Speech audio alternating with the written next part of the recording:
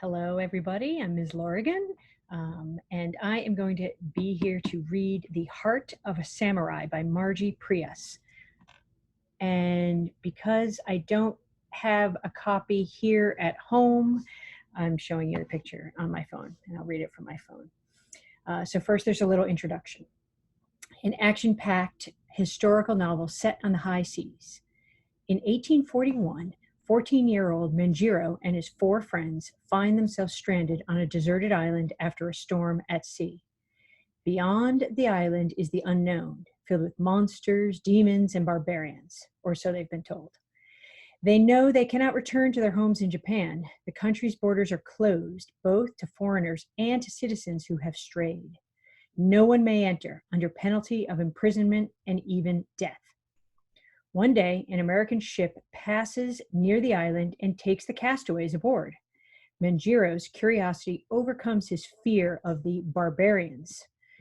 He joins in the work of the whaling vessel, eager to learn everything he can about this new culture. Over the next 10 years, Manjiro travels the high seas, visiting places he never dreamed existed, including America. It is a time filled with new experiences and adventure, as well as friendship and treachery. Manjiro sustains himself on a dream of returning home, and somehow, though he knows it is impossible for a simple fisherman, becoming a samurai. Will he ever be able to go back to his native land? And if he does, will he be welcomed or condemned? Now, to the first chapter, Heart of a Samurai. There's an introduction quote at the beginning from the Samurai Creed. I have no parents. I make the heaven and earth my mother and father. I have no home. I make awareness my dwelling. I have no life and death. I make the tides of breathing my life and death. Chapter 1, The Storm. January 1841, the 12th year of Tempo, Year of the Ox, off the coast of Japan. Manjiro squinted across the expanse of glittering sea at the line of dark clouds forming on the horizon. What lies there? He wondered aloud across the sea. Nothing you want to know about, Denzo said, hurrying to hoist the sail. Barbarians live there, demons with hairy faces, big noses, and blue eyes. As Jusiki steered the boat toward home, the fishermen fell silent. In 3 days, they had not caught a single fish. Their families would go hungry. Manjiro swallowed hard when he thought of the empty rice bin at home. He took one last glance behind them and noticed something strange. Dark streaks like ribbons through the water. Excuse me, please, he said. What is that in the water? Goman, a boy not much older than Manjiro, said, Fish! Mackerel! The others cried.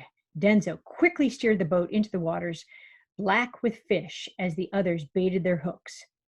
The fishermen hurried to cast their lines into the water, then pulled them in, each time hauling in a fat mackerel. It was Manjiro's job to pluck the fish off the hooks. His hands bled, but he smiled to see the bottom of the boat swimming with plump, flopping mackerel. Wasn't it lucky he had looked back one more time? Now they would all be dreaming of dinners of steaming fish, and maybe even a little rice. None of them noticed that dark clouds had swallowed the sky. They didn't notice the waves lapping at the boat. They didn't notice the wind until the sail ruffled, then snapped. Is the sail supposed to snap like that? Manjiro asked, forgetting to apologize for his intrusion as he had been taught. Boy, Jusiki said, stick to your work. Does the wind howl? So? Manjiro squeaked. He knew he should not ask so many questions, but he couldn't help himself. Quiet, boy, said Toramon, one of the older fishermen. You are a pest. I don't know why Denzo agreed to bring you along. Can't you see there are still fish to catch? But no sooner had he said this than the wind began to roar like a dragon. The sail filled with air and yanked the boat on its side until Denzo released the line. Freed, the sail whipped about, flapping like a wounded bird. Toramon grabbed the oars and pulled while Jasuke tried to lower the sail, but the wind beat it against the mast until it was torn into shreds. The wind pushed the sea into great mountains of water. It tore the oars from the men's hands and flung them into the sea. And finally, it snapped the mast, then ripped the rudder away from the boat. Without a sail, without oars, without a rudder, the boat tossed about on the heaving sea. Then a cold rain came that turned to ice.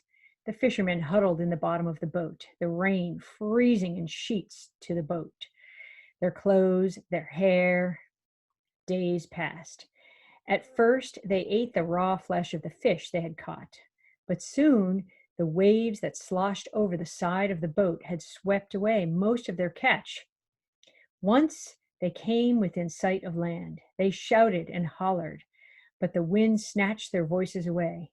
Manjiro's heart sank when he realized that the boat was not drifting toward the island, but away. Kuroshio, Denzo said, the black current. His voice was as dark as the water that surrounded them. Everyone stared at the wide strip of indigo water which usually flowed north toward home. This year, for reasons they did not understand, the current flowed southeast. With no sails, no rudder, no oars, they were at Kuroshio's mercy, steadily dragged toward the vast unknown. How long until they came to the edge of the ocean and fell off its edge?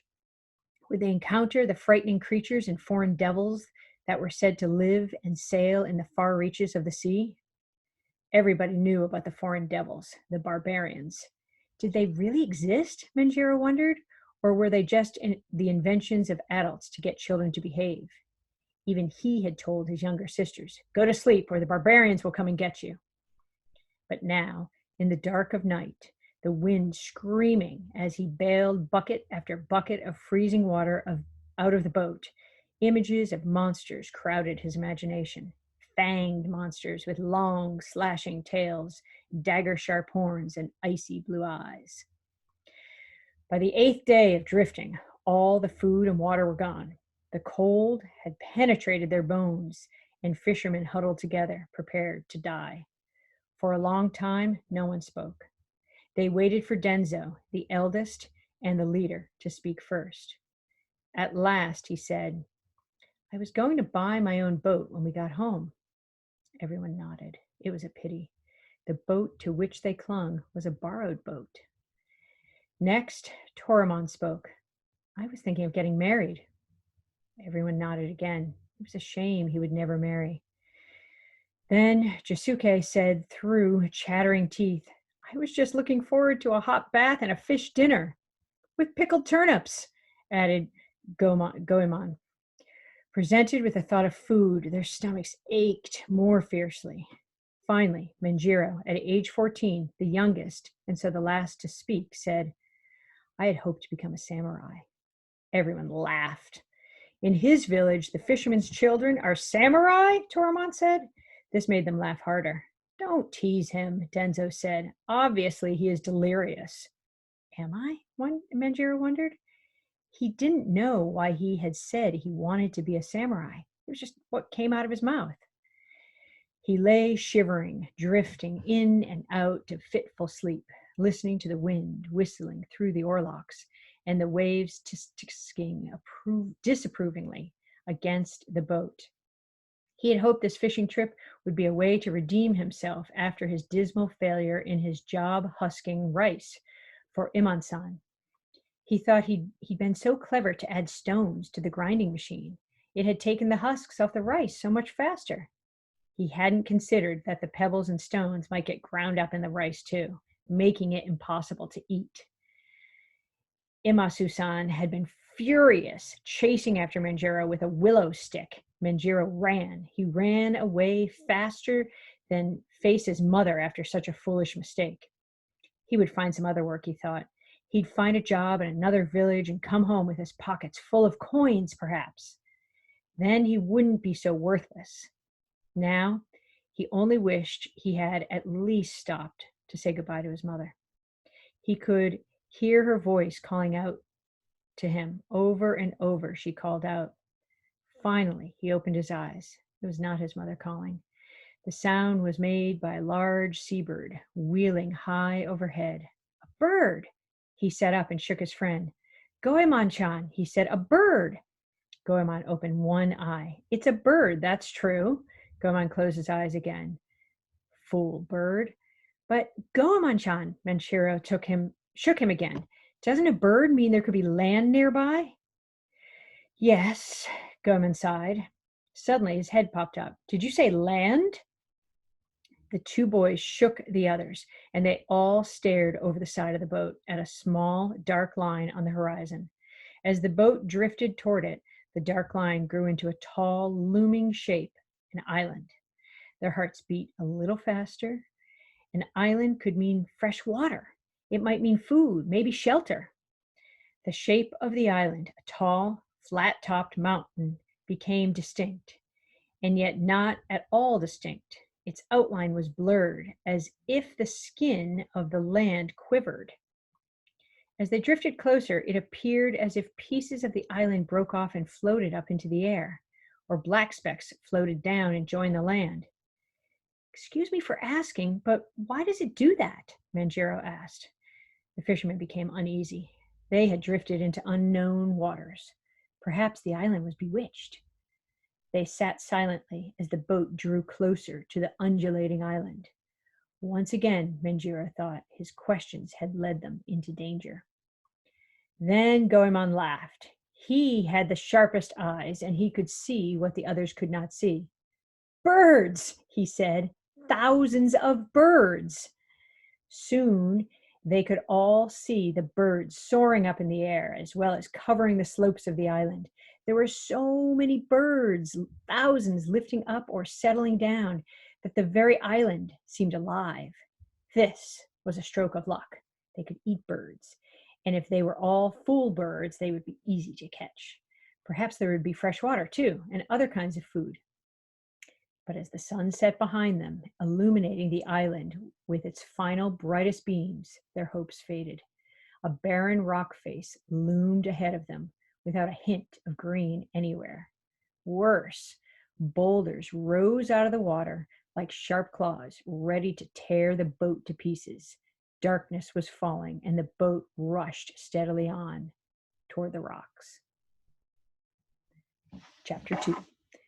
You'll have to read the book in order to find out what happens next. And I would also say that I just learned that audible.com is having some sort of deal for kids right now to be able to listen to lots of different books. So check it out. Maybe this is one that you might like to listen to or to read yourself. Take good care, and more soon.